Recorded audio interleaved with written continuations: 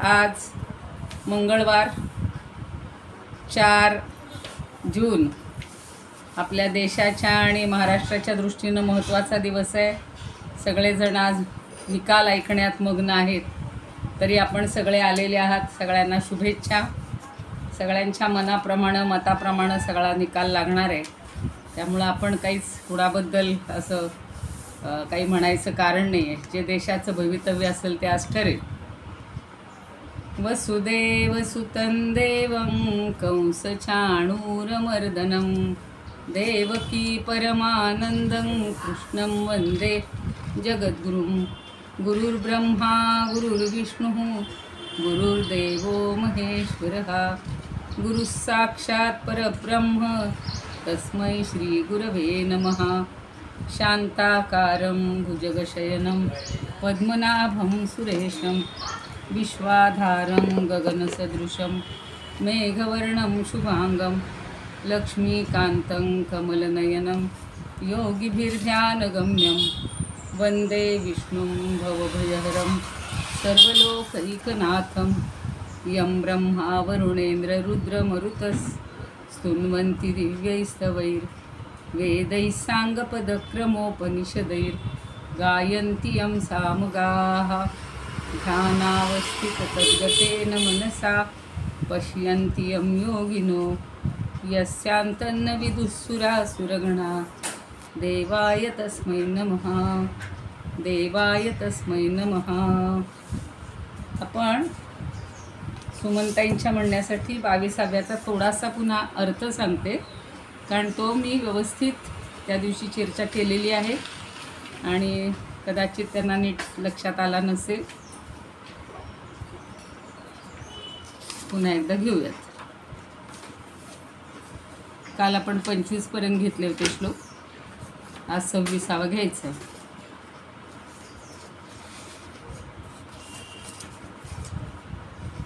यत्तु कृत्स्नवदेकस्मिन् कार्ये सक्तमहैतुकम् अतत्वार्थवदल्पञ्च तत्तामसमुदाहृतम्.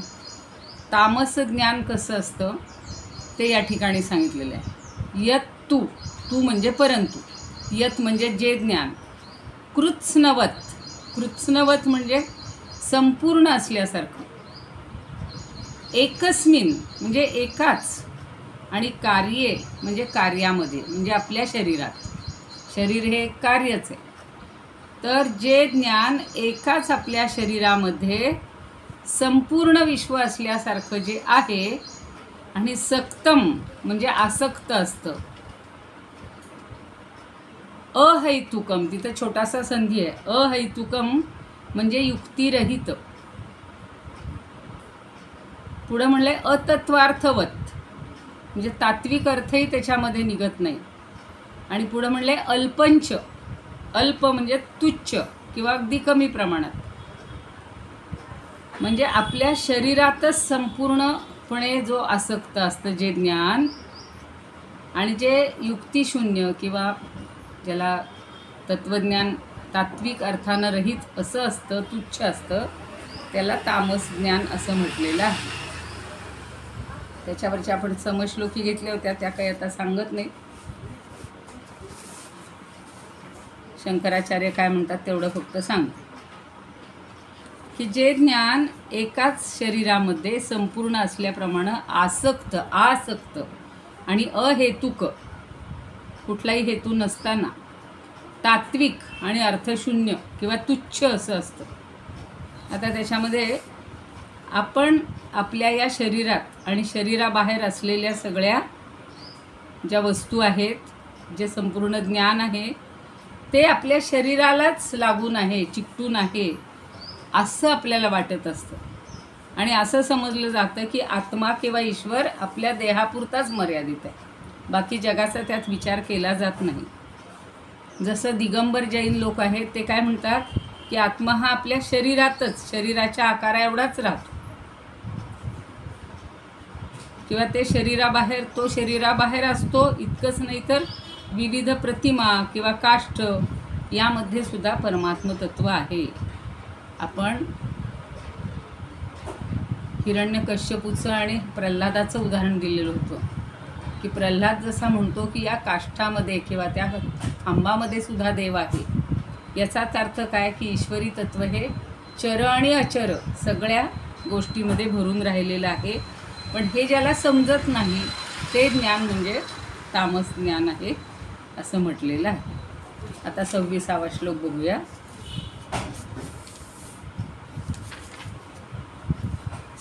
आता आपले करता चाललेलं आहे. काल 25मध्ये जे कर्म मोहामुळं प्रारंभ केलं जातं, अज्ञानानं सुरू केलं जातं आणि त्या कर्माला तामस कर्म असं म्हणतात असं पाहिलेलं होतं की ज्याच्यामध्ये हिंसा, हानी किंवा त्याचे परिणाम कर्माचे आणि सामर्थ्य हे काहीच पाहिलं जात नाही. आणि असंच त्याला आपण ॲट रँडम म्हणतो, अचानक सुरू केलं जातं, त्याचा विचार केला जात नाही.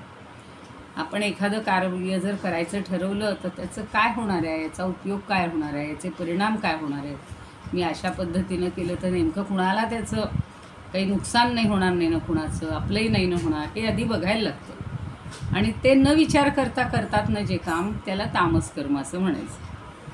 आता कर्त्याचे म्हणजे करणारा जो आहे त्याचे पुन्हा 3 भेद आहेत, सात्विक, राजस आणि तामस. जसं ज्ञान 3 प्रकारचं, कर्म 3 प्रकारचं, तसं कर्ता 3 प्रकारचं. आपण एखादं कार्य जेव्हा चालू असतं, एखादा कार्यक्रम चालू असतो, एखादा उत्सव चालू असतो, त्यावेळेला सुद्धा हे 3 प्रकारचे कर्ते आपल्याला दिसतील. आता हे आपण पाहूया, शिकूया आणि त्यानुसार आपण कुठला कर्ता व्हायचं किंवा मी कोणत्या प्रकारचा कर्ता आहे हे आपल्याला समजू शकेल.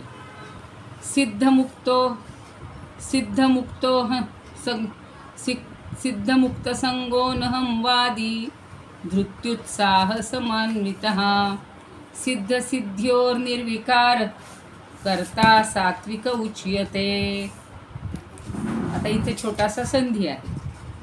काय आहे? मुक्त संगो नहं वादी म्हणजे मुक्त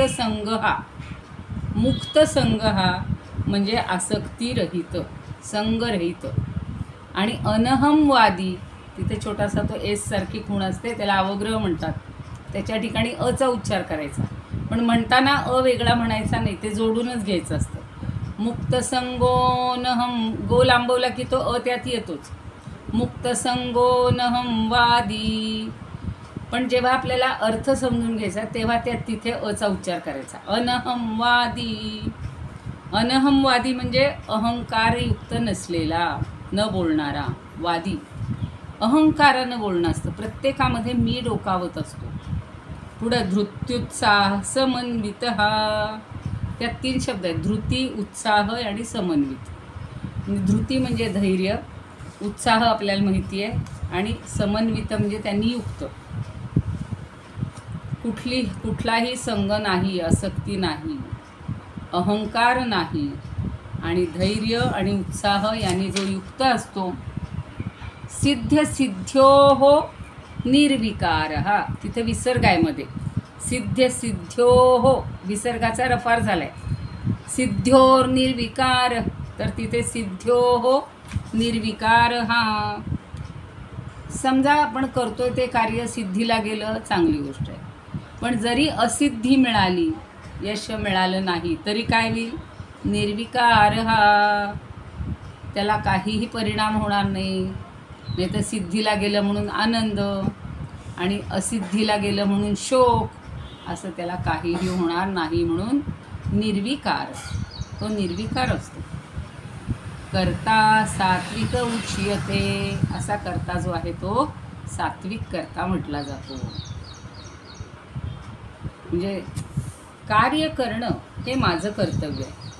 मग ते यशस्वी होऊ देत, अयशस्वी होऊ देत, मग त्याच्याबद्दल सुखदुःख काहीही वाटून घेणार नाही. हे कार्य मी केलं असं मुळीच म्हणणार नाही. असा जो कर्ता आहे त्याला सात्विक कर्ता असं म्हणतात. तर विनोबाजी काय म्हणतात बघा. निस्संग निरहंकारी उत्साही धैर्यमंडित फळो जळो चळे नातो कर्ता सात्विक बोलिला. म्हणजे फळो म्हणजे कार्य फळाला येऊ दे, किंवा जळो म्हणजे नष्ट होऊ दे. चळे ना तो, काही झालं तरी तो चळत नाही म्हणजे विचलित होत नाही, त्याला सात्विक करता असं म्हणतात.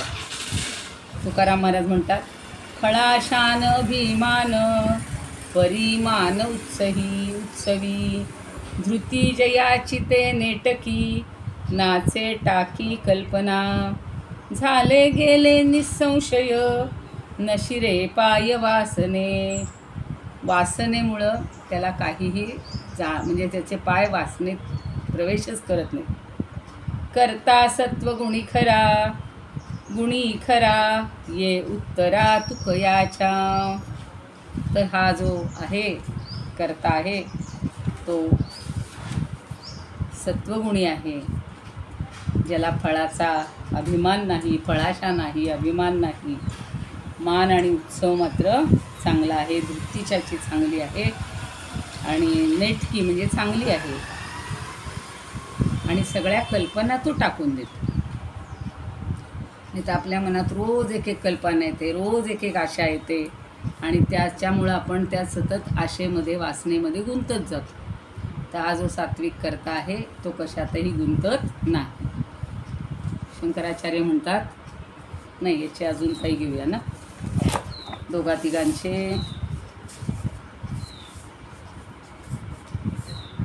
गोखले म्हणतात, असंगी अनहंकारी धैर्य उत्साहयुक्त तो यशोयशे निर्विकार करता म्हणती सात्विक. सेनापती बापट म्हणतात, न आसक्ती अहंतान उत्साह दृढता बहु जया जयी सारिखा जो करता सात्विक नावत्या. नंदापुरे, निरहंकारी धृती उत्साहे युक्त नुरेजा आसक्ती सिद्धी असिद्धित अविकारी जो सात्विक करता त्या वदती.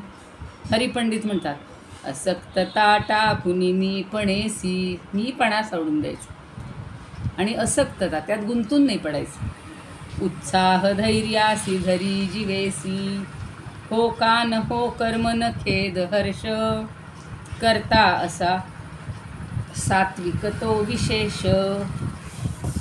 सगळीकडे बघा 12वा अध्याय, 13वा, 14वा, सगळीकडे 9वा, प्रत्येकामध्ये ज्याचं ज्याचं वर्णन आहे तसा तो सगळ्यापासून अलिप्त असतो. म्हणजे सुखेषु अनुद्विग्न मनः, सुखेषु विगत स्पृहः, दुःखेषु अनुद्विग्न मनः. म्हणजे सुख मिळालं तरी कुठली नवीन स्पृहा ठेवायची नाही, आणि दुःख आलं तरी आपण हे व्हायचं नाही, म्हणजे नाराज होऊन जायचं नाही, उद्विग्न व्हायचं नाही, असं आहे ते. तसं कार्याचं फळ मिळू किंवा नाही मिळू, यश मिळू की नाही मिळू, तरी तो शांतच असतो. शंकराचार्य म्हणतात, जो मुक्त संग म्हणजे आसक्तीचा त्याग केलेला आहे, जो अनहमवादी म्हणजे मी करता असं म्हणण्याचा ज्याचा मुळी स्वभाव नाही, आणि जो धैर्य, उत्साह आणि उद्योगप्रियता या गुणांनी युक्त असतो. रामाचं उदाहरण घ्या, कृष्णाचं उदाहरण घ्या, आपले सगळेच देशभक्त घ्या. धैर्य केवढं होतं त्यांच्याजवळ, कितीही त्रास दिला, केवढीही संकट आली तरी त्यांचं धैर्य कधीही कमी झालं नाही. आणि उत्साह, कृष्णाचा काय, रामाचा काय, असे जे सगळे आहेत आपले अधिकारी संत आहेत, त्यांचा उत्साह खूप होता. आणि उद्योगप्रियता, प्रत्येक वेळेला कार्य करण्याची त्यांना खूप आवड आहे, उत्साह आहे, उद्योगप्रियता आहे. भारतीने साया घ्यायला सांगितलं. हां,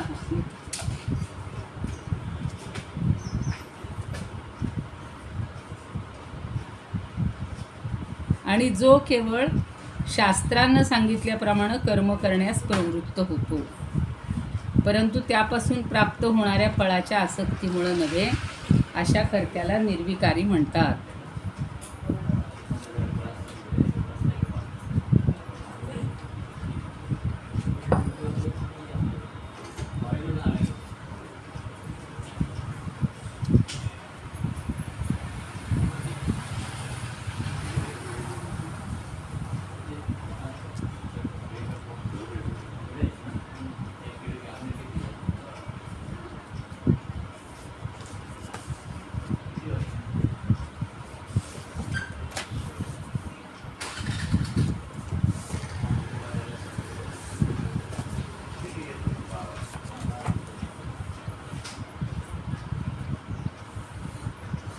आता कशाचीच त्याला अपेक्षा नाही आहे, तो कशातही आसक्त होत नाही आहे. आणि मुख्य म्हणजे त्याच्याकडे अहमपणा नाही, मी केला.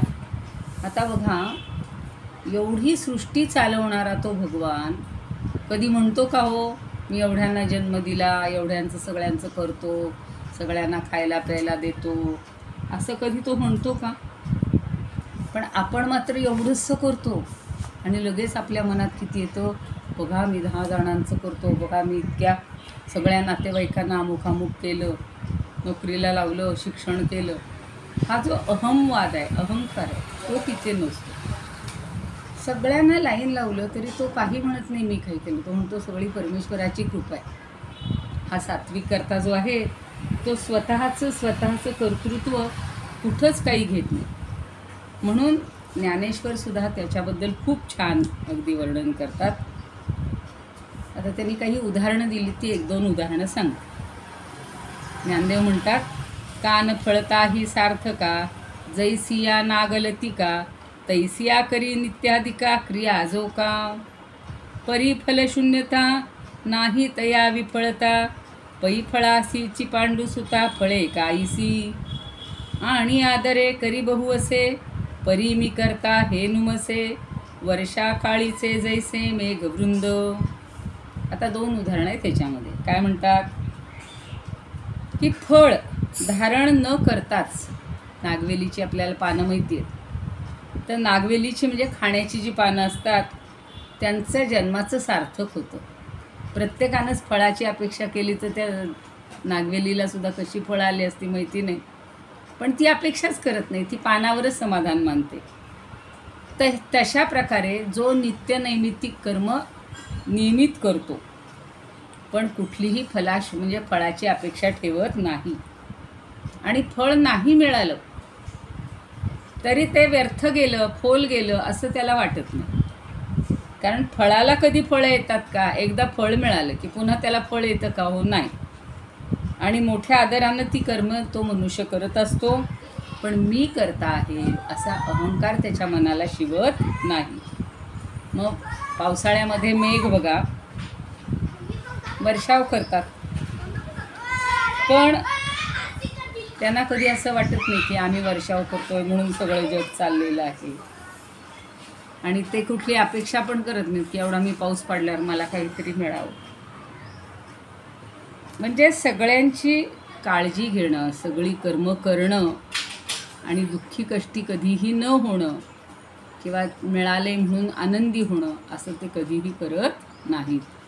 तर सगळं सांभाळून म्हणजे काहीही अपेक्षा न करता जे कर्म करत राहतात त्यांना सात्विक करता असं म्हणतात. आता त्याच्या विरुद्ध राजस करता, राजसला सगळ्याची अपेक्षा असते. रागी कर्मफल प्रेपसुर, लुब्धो हिंसात्मको शुचिः, हर्ष शोकान्वितः कर्ता, राजस परिकीर्तितः. आता त्याच्या विरुद्ध राजस हा परिकीर्तितः करता, राजस हा करता परिकीर्तितः. म्हणजे राजस करता म्हटला गेला आहे. कसा? रागी, त्याला आसक्ती असते. कर्मफल प्रेप्सु, कर्माच्या फळाची इच्छा करणारा असतो. लुब्ध हा लोभी असतो. हिंसात्मक म्हणजे दुसऱ्यांना कष्ट देण्याचा स्वभाव असतो. अशुचीही, पण तो कसा आहे? हिंसात्मक हा अशुचीही असं संधी आहे तिथे. थोडीशी हिंसा झाली, दुसऱ्याला त्रास झाला तरी चालेल अशी इच्छा करा. आणि अशुचीही म्हणजे ज्याचं आचरण शुद्ध नाही, अपवित्र आहे.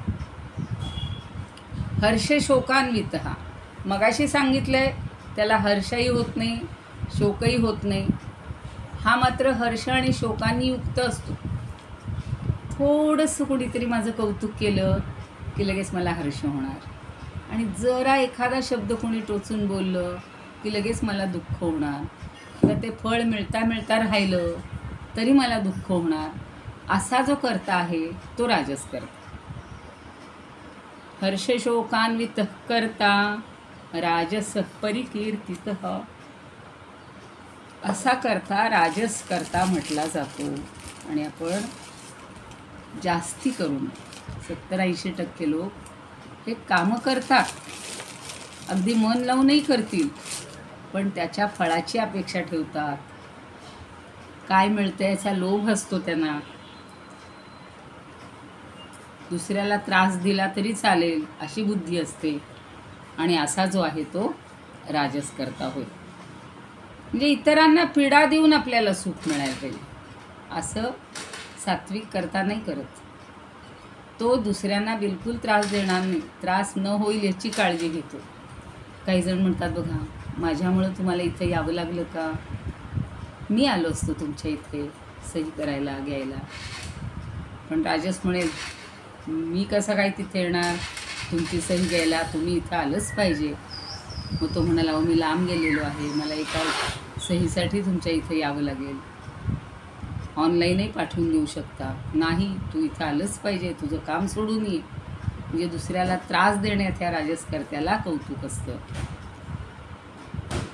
आणि मग तो आपल्या म्हणण्याप्रमाणे आला की आपल्याला आनंद होणार, आणि नाही आला तिथून तो ठाम राहिला की नाही, मी नाही येऊ शकत, मी तुम्हाला ऑनलाईन किंवा व्हॉट्सअपवर पाठवलं आहे, तुम्ही त्याची प्रिंट काढा, सही करा, पुन्हा स्कॅन करून पाठवून द्या, असं सांगणारा तो राजस करतो.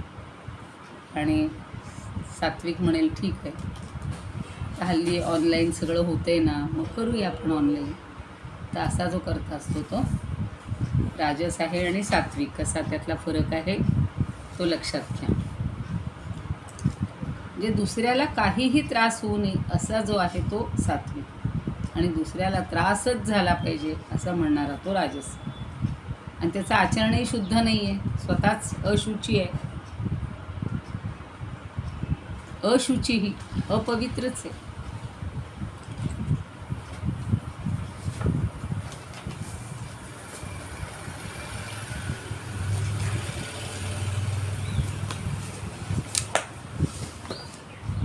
फलकामुख आसक्त, लोभी अस्वच्छ हिंसक. अस्वच्छच म्हणलंय विनोबांनी. मारिला हर्ष शोके तो, करता राजस बोलिला. तुकाराम महाराज म्हणतात, कर्मी फळाशा गुंडाळ, जो का माळा पाळक. कृपण मलिन जे वृत्ती, जीव घाती सर्वदा. हरिखे सवेस सोसवाहे, क्षणू पाहे विचंबू. ऐसा राजसुहा करता, तुका परता निवेदी. तुकाराम म्हणतात, मी फक्त निवेदन करतोय, याला सगळा फळाशा आहे, सगळ्यात तो गुंडाळलेला आहे, त्याला काय काय हवं आहे, त्याची वृत्ती मलिन आहे, दुसऱ्यांचा जीव घेणारा आहे, आणि स्वतःला काही मिळालं की हरिक म्हणजे हर्ष होतो. वामन पंडित म्हणतात, कामी कर्मफळी इच्छा, लोभी अशुची हिंसक. हर्ष शोके युक्त होय, करता राजस बोलिला. आता गोखले म्हणतात, प्रेमी कर्मफलाशेच्छू, लोभी हिंसक पातकी. हर्ष शोक जया होती, ऐसा करता ही राजस.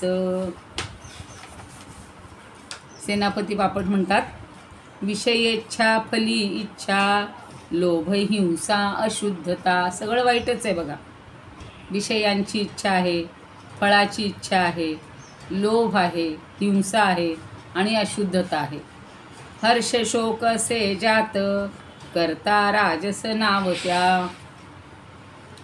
नंदापुरे म्हणतात, कर्मफलेच्छू, लोभी हिंसक, अशुद्ध यन्मनी आसक्ती. ज्याच्या मनात आसक्ती आहे.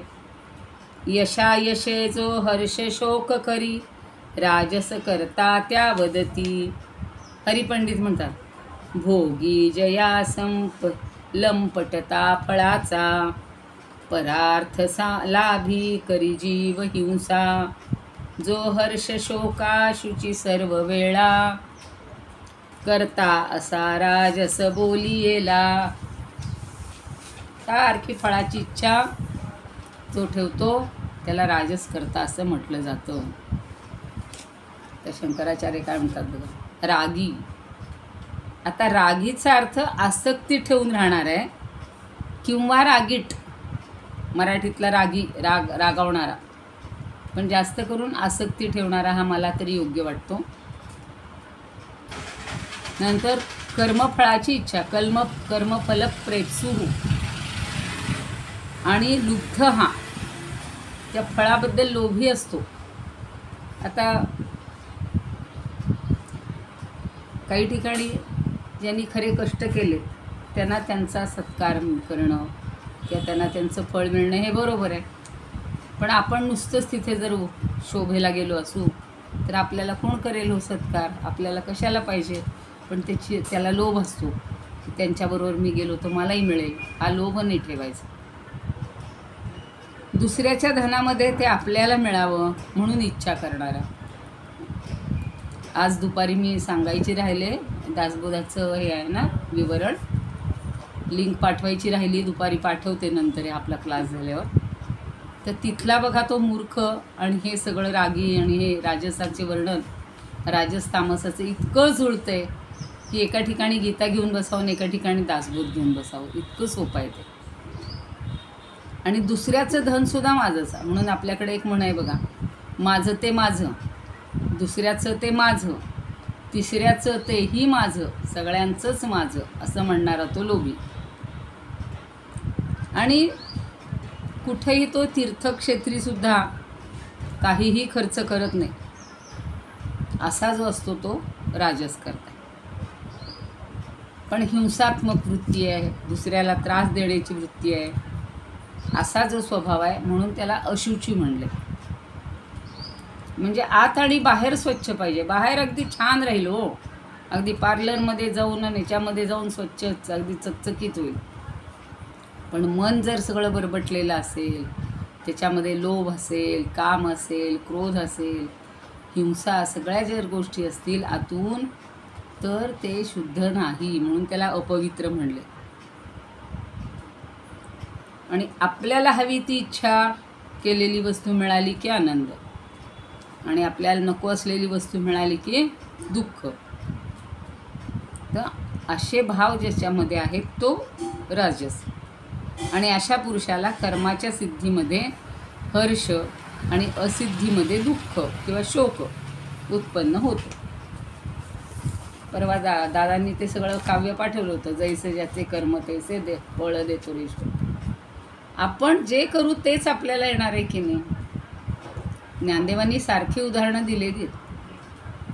ज्वारी पेरली ज्वारीच येणार, ज्वारी पेरून गहू कधीच येणार नाही, तांदूळ मिळणार, साळी मिळणार नाही. तसं भाजलेला जर दाणा तुम्ही पेरला तर त्याला अंकुरच येणार नाही. म्हणून आपल्या वासना जशा निपटून काढायच्या त्या भाजलेल्या दाण्यासारख्या, की पुन्हा अंकुर येऊ नये, तसं आपलं मन हे स्वच्छ पाहिजे, पुन्हा त्याच्यामध्ये नवनवीन कल्पना येता कामा नयेत.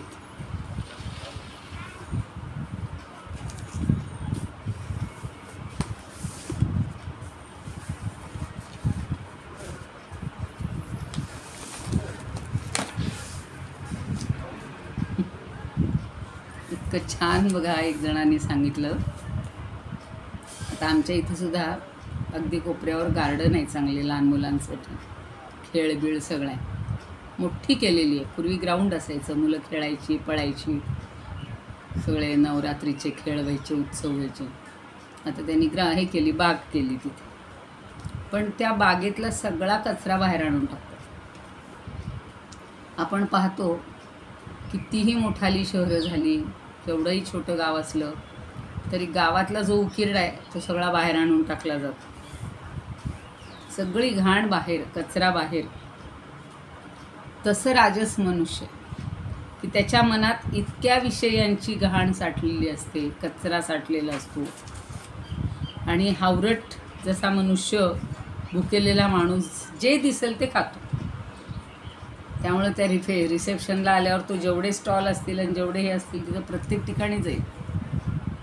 तसा हा राजसगुणी जे जे दिसेल, जी जी इच्छा दिसेल, ज्या ज्या विषयाविषयी वासना होईल लगेच तो तिकडे धावत जातो. फक्त खाण्याच्याच बाबतीत नाही, अजूनही कुठं काही स्टॉल लागला, कुठं फुकट काही वाटत असतील, तिथं रांगेत जाऊन उभं राहील. तिथं त्रास झाला तर चालेल. आणि तहानलेली जनावरं असतात बघा, किंवा हरिणं, ही मृगजळं पाहून धावत सुटतात. किंवा खरी तहानलेली जी जनावरं असतात ती त्या जळापर्यंत पोहोचूच शकत नाहीत, कारण ते जे मृगजळ आहे ते सगळं खोटं असतं ना. मग ते पुन्हा लांबवर दिसत राहतं, म्हणजे खरं पाणी त्यांना सापडतच नाही. तसं ह्या रजोगुणी माणसांना विषयांच्या मागं इतके धावत सुटतात की ते विषय म्हणजेच आपलं सर्वस्व आहे. काम, क्रोध, लोभ हे सगळे रिपू पण आहेत. आणि अशा सगळ्यांचं ब्रह्मांड किंवा भांडार त्याच्या मनामध्ये असतं. आणि म्हणून त्याचं मन कसं आहे, अपवित्र आहे, अशुद्ध आहे. एक वासना पूर्ण झाली, सकाळी इच्छा झाली, ती दुपारपर्यंत मिळाली की दुपारला पुन्हा तिसरी इच्छा निर्माण होते. आणि असं वाटतं की मला हे मिळायलाच पाहिजे, आणि ते आजच्या आजच मिळायला पाहिजे. असा जो करत असतो तो.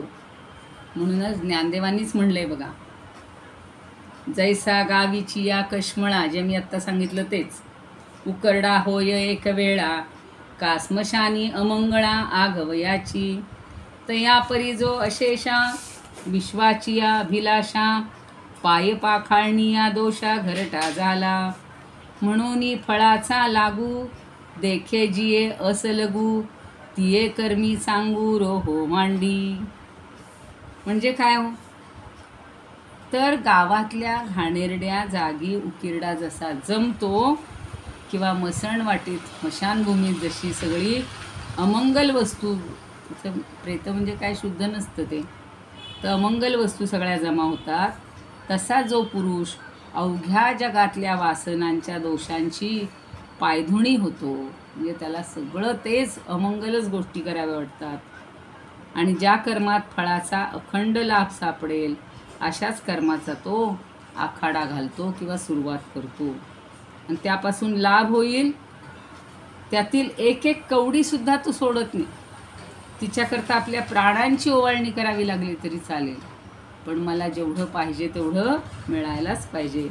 म्हणून बघा, ते एक छान आहे, समर्थांनी सांगितलं आहे का, मन हे आवरे नाकी, वासना वावडे सदा. मन हे आवरताच येत नाही, सारख्या वासना त्याच्या अशा वाढत असतात. आणि म्हणून पुढं म्हणले, बुद्धी दे रघुनायका. अरे बुद्धी रघुनायका, मला बुद्धी दे, असं त्या ठिकाणी म्हटलेलं आहे. तर अशा आपण सात्विक आणि राजस हे दोन प्रकारचे कर्ते पाहिलेले आहेत. कदाचित वेळ संपेल म्हणून आधी प्रार्थना म्हणून घेते. जर असेल तर 28वा श्लोक सुरू करू. योगेशं सच्चिदानंदं वासुदेवं रजप्रियं धर्मसंस्थापकं वीरं कृष्णं वन्दे जगद्गुरुं. कृष्णाय वासुदेवाय हरये परमात्मने प्रणतः क्लेशनाशाय गोविंदाय नमो नमः. ओम पूर्णमदः पूर्णमिदं पूर्णात् पूर्णमुदच्यते पूर्णस्य पूर्णमादाय पूर्णमेवावशिष्यते. ओम शांती शांती शांती. कुणाला काही विचारायचं असेल तर विचारा, नाही तर मग 28वा श्लोक सुरू करतो.